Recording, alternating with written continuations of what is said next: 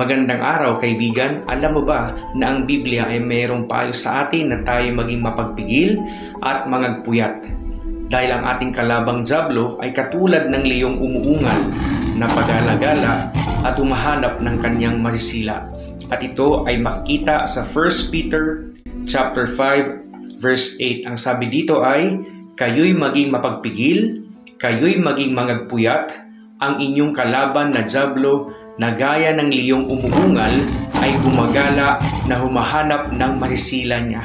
Kaibigan, kaya dapat maging maingat po tayo, maging mapagpigil dahil ang kalaban po nating Diablo ay para siyang leyon na umuungal at anytime kapag ikaw ay nakita po niya, anytime maaari kanyang sakmalin at maaari kanyang lapain.